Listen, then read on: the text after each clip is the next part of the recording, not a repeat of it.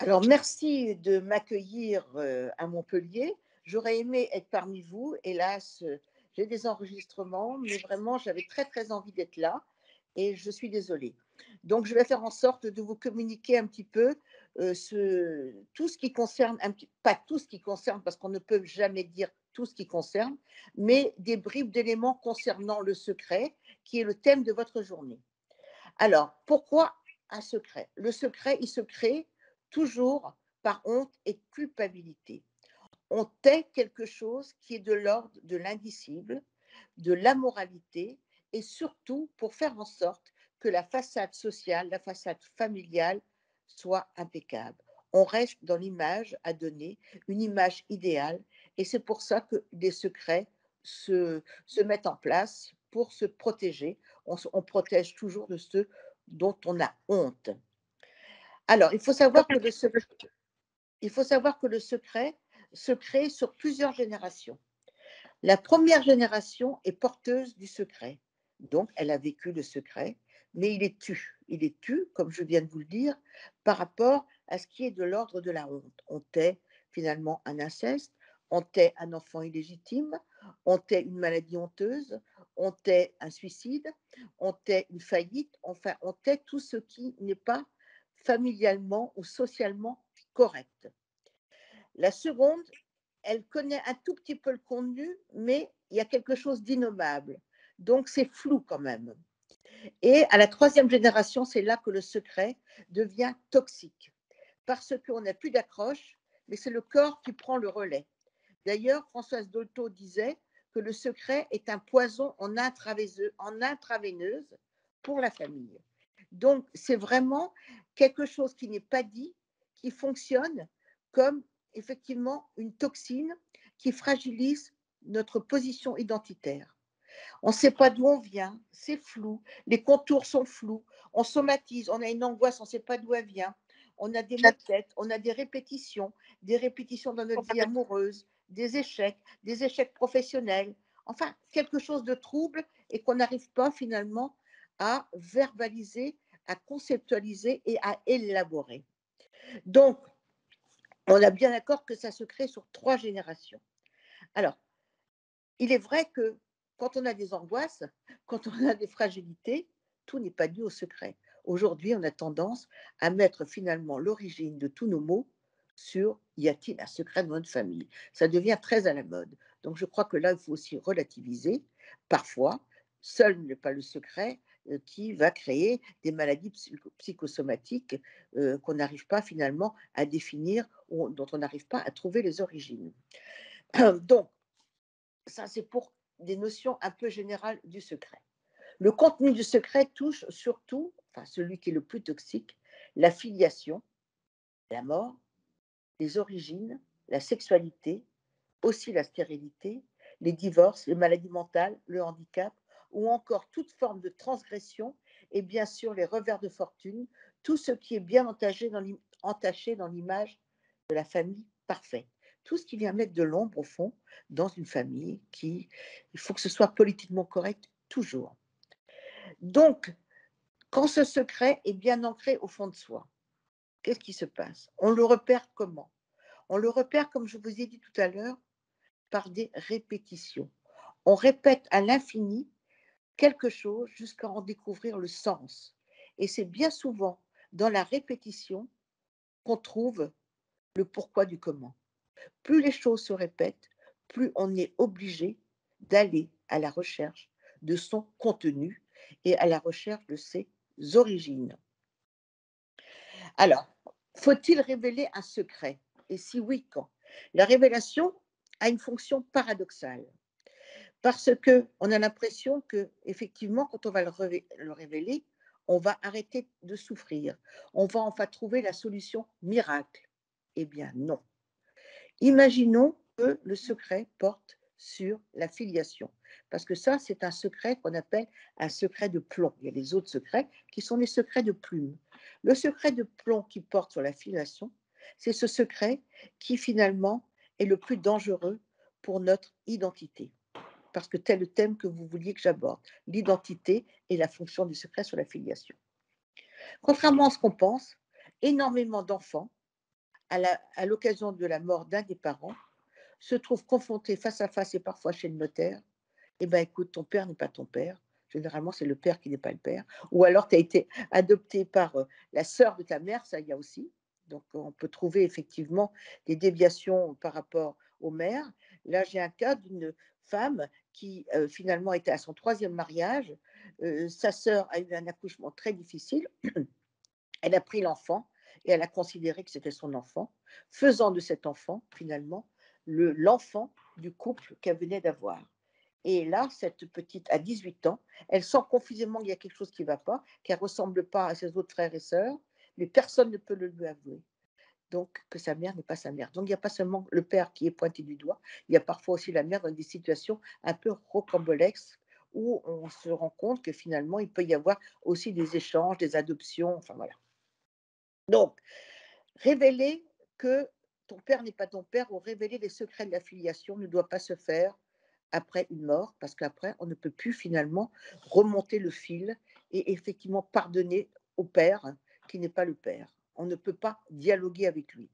Avant toute révélation, il faut savoir qu'il faut mettre des paroles derrière. Il faut faire en sorte que l'histoire se remette en route. Pourquoi? Parce que la révélation, c'est comme dans une histoire identitaire, c'est comme si on mettait la pièce manquante dans un puzzle. On voit le puzzle qui est bien fini.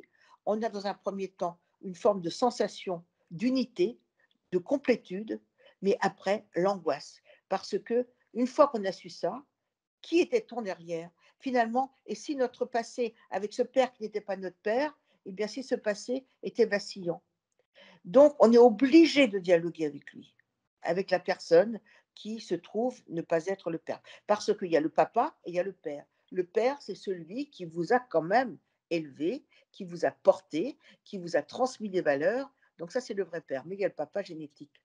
Alors c'est vrai que maintenant, avec la notion de transmission épigénétique, et c'est là que ça devient très intéressant, on se rend compte que parfois, le père biologique a une influence sur nous. Je vous donne des exemples. Au vu de toutes les émissions que j'ai pu faire sur les secrets de famille, il y a par exemple un jour un homme, c'était une émission sur les secrets de famille, qui révèle, c'était un grand financier, qui révèle qu'il a été toujours passionné, mais passionné de boulangerie.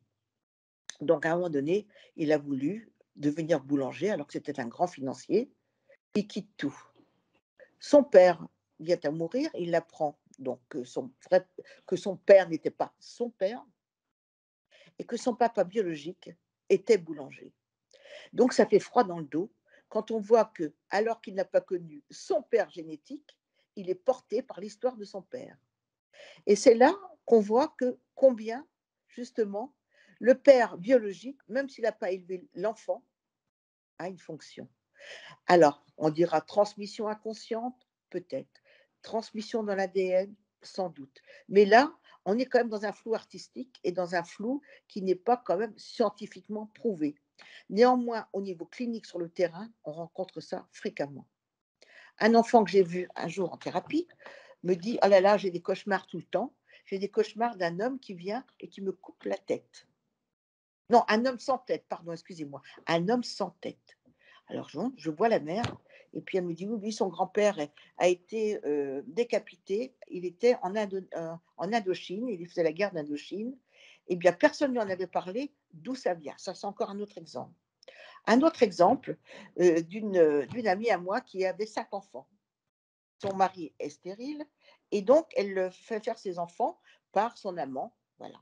Son amant était commandant de bord de, de bateau, de paquebot de la marine marchande. C'est quand même bien précis. Un jour, je pose à son fils: qu'est-ce que tu voudrais faire plus tard? Ah, moi, je veux être commandant de la marine, mais commandant avec des choses qu'on transporte. Je dis: commandant de la marine marchande? Il dit: oui, c'est ça. Il ne connaissait pas son père biologique. Bon, tout ça, je pourrais vous en raconter beaucoup d'exemples pour vous dire que le secret, c'est fascinant. Le secret sur les origines, ça a une dimension quasiment magique. et ça fait couler beaucoup d'encre dans les romans. Je veux dire que tout le monde parle de choses quand même inédites qu'on retrouve dans son actualité et qui viennent de très loin. C'est pour ça qu'on dit que le secret a une dimension transgénérationnelle. Si on revient donc à la révélation, il y a aussi quelque chose, après le sentiment de libération qui peut exister, c'est un sentiment de trahison. Parce qu'on s'est dit, tout le monde le savait parfois, sauf moi. Donc, si tout le monde le savait et que moi je ne savais pas, je ne suis pas digne de confiance et je ne suis pas digne d'être au courant des choses. Donc, je suis fragile. Ça aussi, ça peut fragiliser finalement le savoir sur le secret. Donc, le secret sur la filiation fragilise les émotions, mais en revanche peut mettre un terme à des liens ambivalents que l'on ressent. Et finalement, la réalité devient un peu plus claire. J'ai envie de vous dire que certains même disent, ça y est, je vois des couleurs différentes. On a l'impression que l'appréhension de la réalité est plus engrammée. On la voit avec beaucoup plus de netteté. Donc, il n'y a plus ce flou artistique qu'il y avait au préalable. La différence que je voudrais faire, qui est importante, entre un jardin secret, le secret et les non-dits. Le secret, lui, agit comme du plomb dans notre vie. Ce que je vous dis, on est plombé, on n'est pas bien, on est vacillant. Il nous laisse un poids, d'autant qu'on ignore son existence. Le non-dit, lui, il est bien souvent fabriqué par la souffrance et par protection. Pourquoi il est fabriqué par la souffrance? Vous voyez, si je prends l'exemple des hommes qui ont traversé la dernière guerre mondiale ou qui ont été victimes de violences importantes, tout ça, ça se tait. Les hommes qui ont traversé la guerre n'en parlent pas, ils ne veulent pas en parler. Pourquoi? Pour ne pas revivre cette souffrance, mais surtout pour protéger les autres de la souffrance qu'eux ont vécue. Donc, le secret a dans un premier temps une mission protectrice. Il protège en mettant à l'écart la vérité, qui est jugée par ceux qui sont détenteurs insoutenable. Donc, il s'agit avant tout, comme je vous l'ai dit, de préserver le mythe de la famille ou la façade familiale. Il a donc une fonction de garantir la continuité de la famille envers et contre tout. Au secret s'ajoutent parfois des exigences propres à la famille, pas le droit de pleurer, pas le droit de montrer ses émotions, de ressentir de la colère. C'est donc le secret provoque ce qu'on appelle un verrouillage émotionnel. D'où le poids dans le ventre, d'où les angoisses souvent, une angoisse diffuse. C'est effectivement ce verrouillage qu'on n'arrive pas à faire sauter. Il est là, présent, comme du plomb. Alors, il y a aussi les secrets sur ce que l'on est, à savoir les origines, et les secrets sur ce que l'on fait. Aujourd'hui, il y a des nouveaux secrets, et ça je voudrais aussi en parler, qui portent sur les origines, mais plutôt sur la scène primitive. Aujourd'hui, il y a les secrets dus à la PMA, c'est-à-dire les dons d'ovocytes, les dons de sperme. Donc, le père n'est pas le père biologique. La mère, finalement, quand elle achète, parce que c'est de l'achat dont il s'agit, des ovules d'une personne plus jeune, eh bien, qu'en est-il de ça? Voilà. Donc, faut-il le dire, pas le dire? Alors là, une question tout à fait simple, qui est propre, qui pourra peut-être aider les professionnels de santé que vous êtes. Moi, je suis d'avis de dire ça très tôt à l'enfant. Je veux dire que 3, 4, 5 jours même. Pourquoi?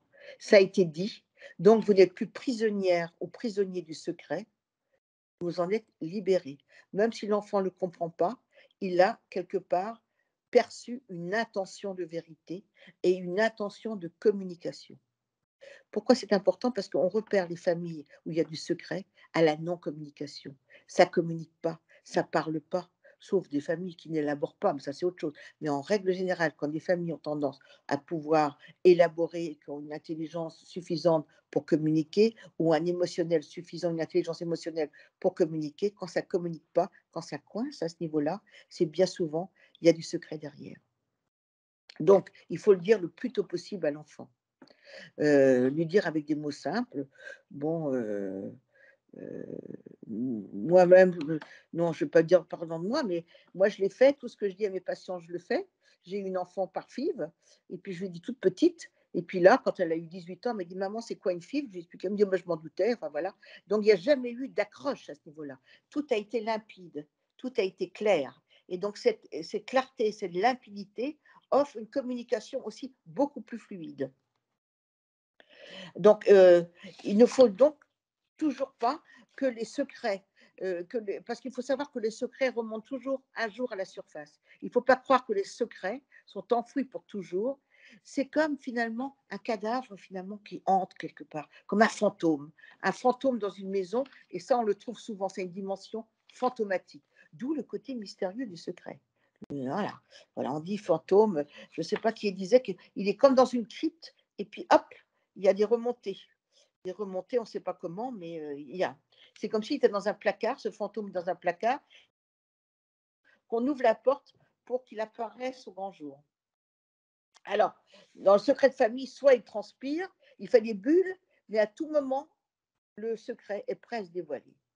Alors, c'est là où il faut faire très attention, parce que quand il est au bord de la révélation, euh, ça peut sortir d'une manière très agressive. Quand on n'en peut plus, quand l'autre en face, par exemple, devient désagréable ou n'est pas bien dans sa peau, un jour, un des parents dit bah, de toute façon, ton père n'est pas ton père.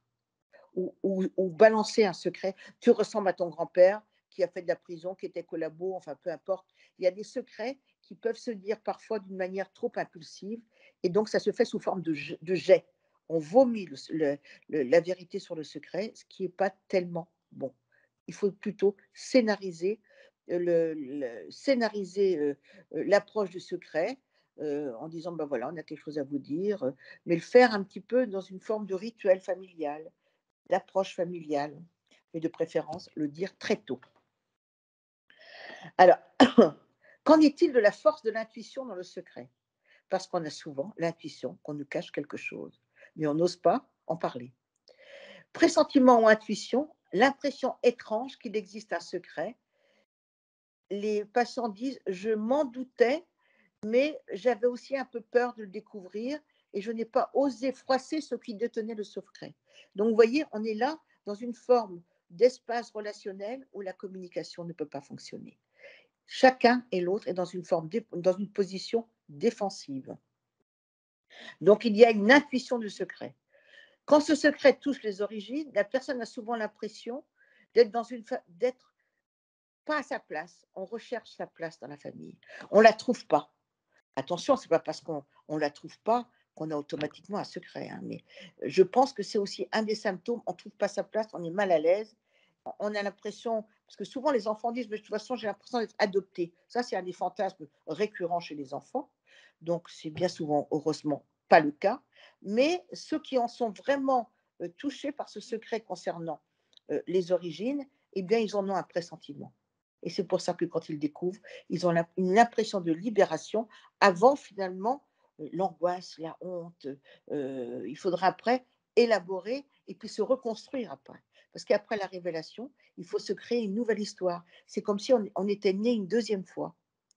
Les personnes qui découvrent ce secret avec un nouveau père ou une nouvelle mère, enfin bon, sur les origines, eh bien, ils disent volontiers qu'ils veulent à nouveau vivre leur vie, comme s'ils avaient vécu avant sur un mensonge et sur des repères identitaires faux, de faux repères identitaires. Alors, l'impression de ne pas être dans la famille, de ne pas avoir le bon parent, je vous ai dit tout à l'heure, le secret se niche dans des répétitions, dans des rêves de carrière plus ou moins avoués. On a l'impression, comme disait Freud, d'une forme d'inquiétante étrangeté. Cette notion d'inquiétante étrangeté qui est floue, mais qui transpire le secret. Le corps aussi suinte un petit peu, le corps exprime, par des positions ou des problématiques psychosomatiques, bien souvent des non-dits ou des secrets plus ou moins douloureux. On dit pour exister, car les non-dits par rapport à un secret sur les origines créent des trous dans nos chemins de vie qui peuvent donner l'impression de ne pas exister et qu'il faut parfois donner du temps au temps et surtout dévitaliser la charge émotionnelle du secret pour que finalement la révélation puisse se faire. Tant qu'on est dans une charge émotionnelle, le secret va se dévoiler d'une manière inadaptée, obligatoirement. Donc, il faut rétablir la communication, et rétablir la communication quand on a un secret par rapport à nos origines, ça demande du temps.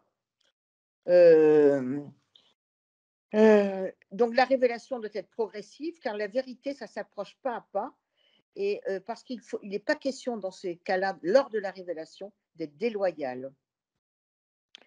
Et alors ensuite, bien, il y a tout ce processus du pardon. Pardonner à notre famille, qui nous a peut-être caché, pas obligatoirement menti, parce qu'on a bien dit que c'était une protection, ils ont fait ce qu'ils ont pu. Donc pardonner à notre famille de nous avoir caché un tel secret pour se libérer, et enfin briser les chaînes de la transmission, et surtout, non pas briser les chaînes de la transmission, mais briser les chaînes de la répétition.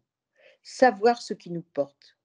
C'est donc tous ces ouvrages sur « j'ai mal à mes ancêtres », les ancêtres sont présents en nous. Alors, c'est un côté fascinant, mais ça n'a pas un côté scientifiquement prouvé. Mais néanmoins, je vous l'ai dit tout à l'heure, la clinique révèle que c'est très, très important.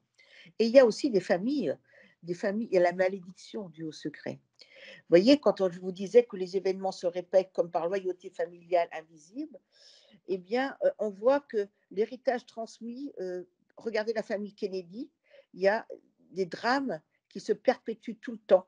C'est l'exemple de la famille la plus classique où il y a une transmission de quelque chose de non dit, d'un secret, et comme s'ils avaient une dette familiale à payer toute leur vie, et les héritiers également.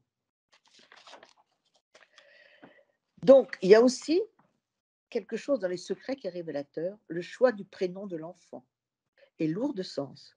Donc voilà, il y a toujours quelque chose qui suinte.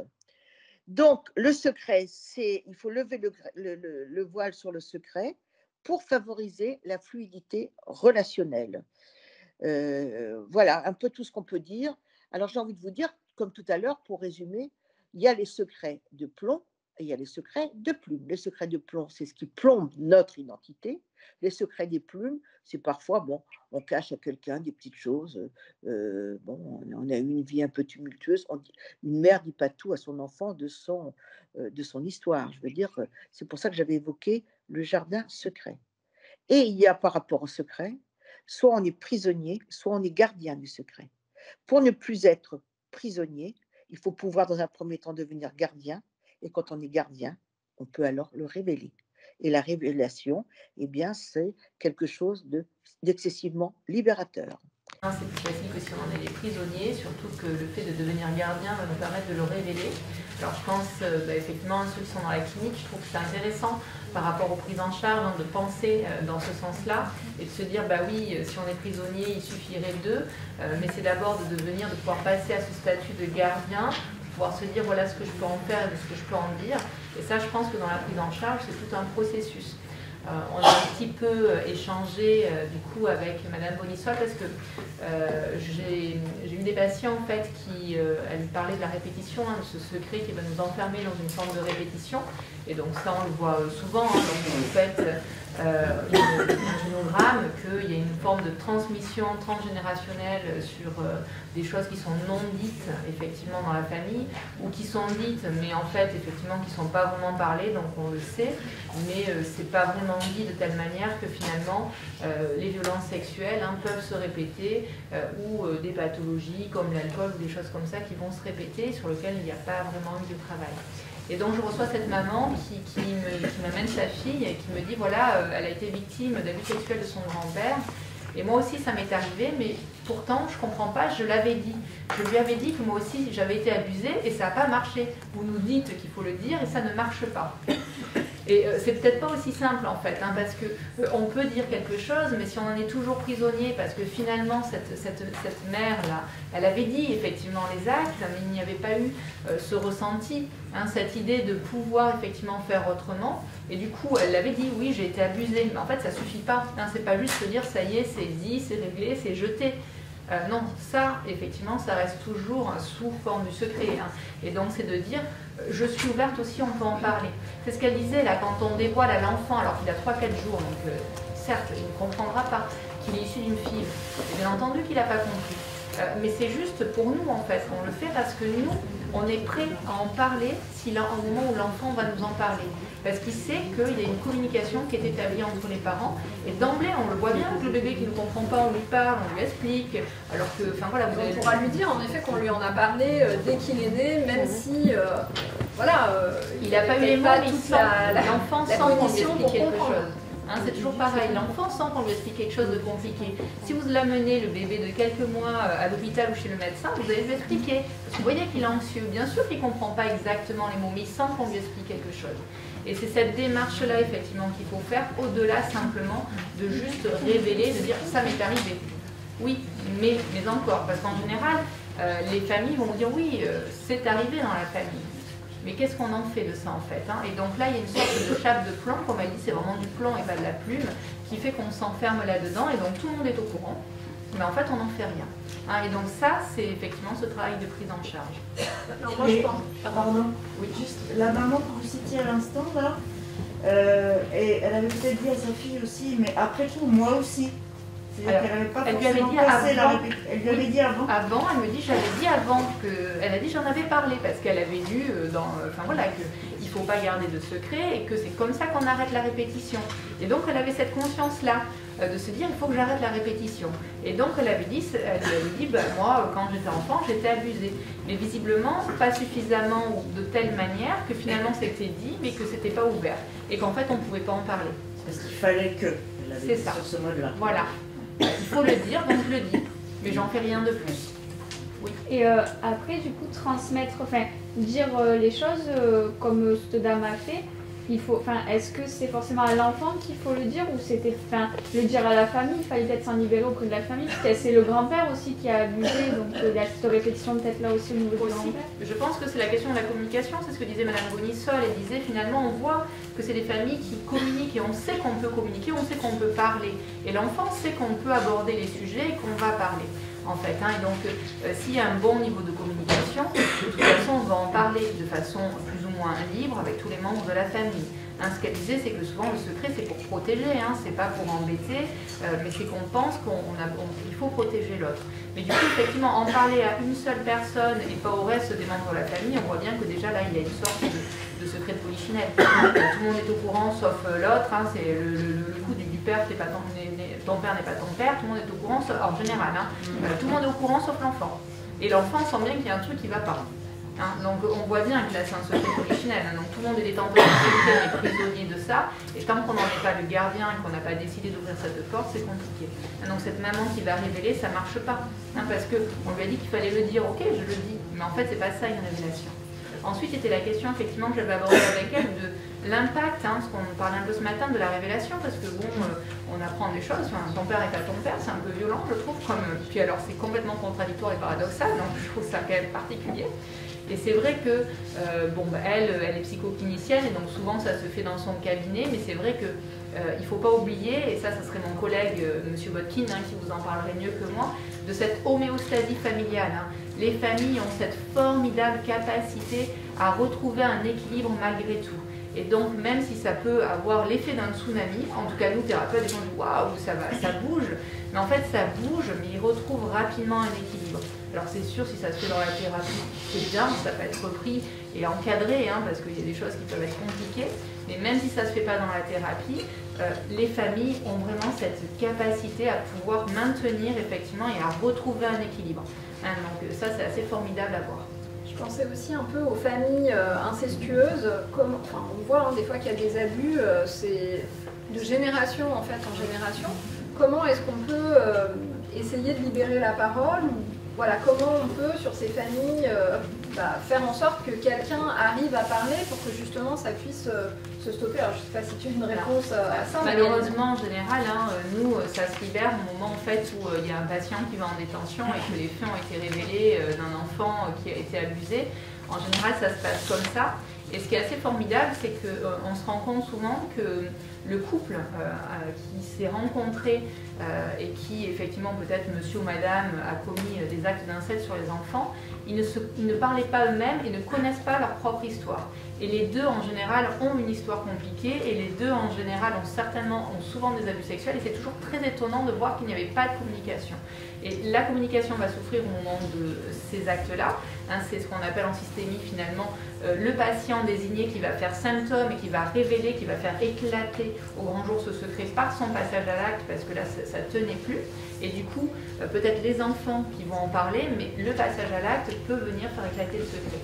Si on voit que juste c'est de l'incestuel et qu'on n'a que des doutes, là c'est extrêmement compliqué parce qu'on voit qu'ils sont très fermés et que pouvoir rentrer déjà dans ce type de bulle familiale, enfin, c'est très très compliqué. Et c'est vrai que les familles qui fonctionnent en vase clos en général, hein, les familles. Et c'est vrai qu'en tant que soignant, c'est très compliqué.